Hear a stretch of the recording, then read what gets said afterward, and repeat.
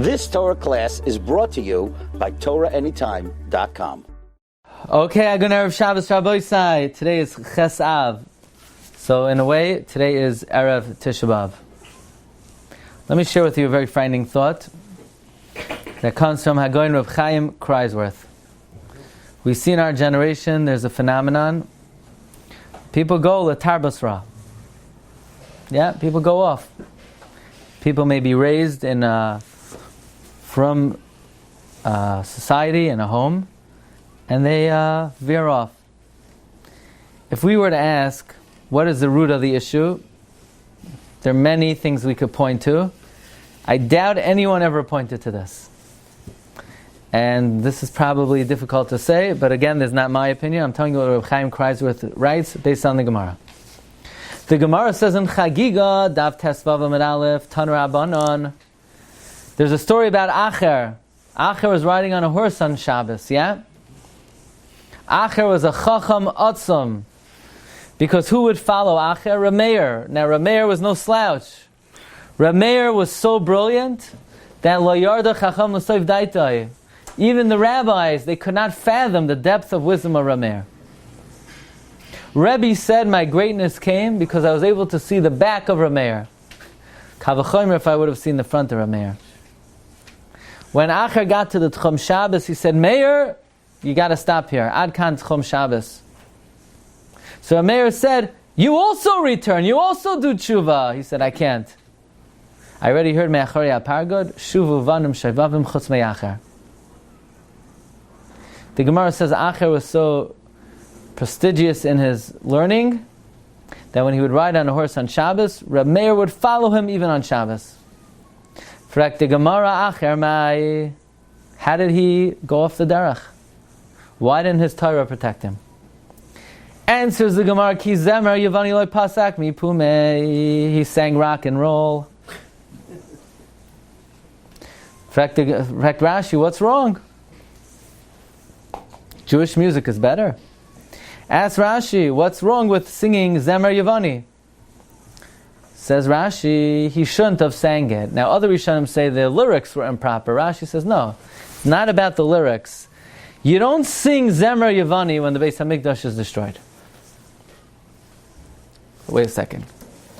Here we have a guy, he's the biggest tal, he's the Gadol Hadar. He knows Shas backwards and forwards. With every knetch of every Rishon and Acher and his Achi, he's the Gadol Hadar, he's Mamish Goyin HaGoyinim. So what did he do? How did he go off the derech? Not how was his level of learning diminished? Not why did he forget his learning? He left the Jewish people. Why? What caused him to leave the Jewish people? He sang music, but it's not bad music. He wasn't sensitive to the Churban. And a Jew could be Goin HaGoinim, Talmid Chacham, Shevatami Chachamim, come from the best family, go to the best yeshiva. If they're not sensitive to Churban Beis HaMikdash, they are prey to go off the derech, says Reb Chaim Kreisworth. Says Reb Chaim, people that go l'tar basra, maybe it's not their fault, maybe it's somebody else's fault, their parents, their Rebbe, but what causes it? They're not sensitive to the Churban Beis HaMikdash. Dvarim Ayumim, says Reb Chaim Kreisworth. Royim yizeh davar mavel l'misboinen, how important and fundamental it is to be misabel Yushalayim.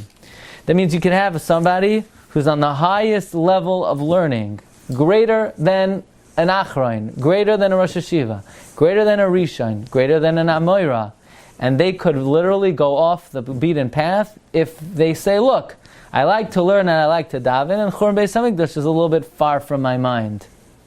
That's how important it is. That's a frightening thought. Let me share with you one other similar thought. So, the Chafetz Chaim writes a similar thing.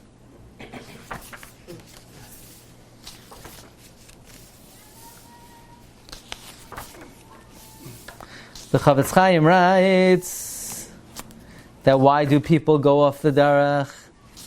Similar type of thing. Why do people go off the derech?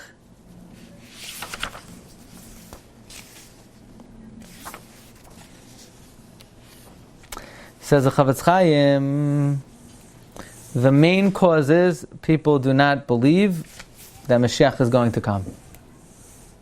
People's emunah in the coming of Mashiach is weakened, is not real, is not emunah chushas. It's just an idea. However, says the Chavetz Chaim, if a person would have been given a more fundamental belief in the coming of Mashiach, then they would understand, coming attractions. Nobody's going to jump off the bandwagon if your team is about to win the Super Bowl, right? Why do people stop following a team? Because they don't see any future for the team. They figure they're just trying to save money, they're not going to sign any big players, they're never going to make a run on the championship. So as soon as a person thinks that my team is down and out and never has a chance, I'm done with it.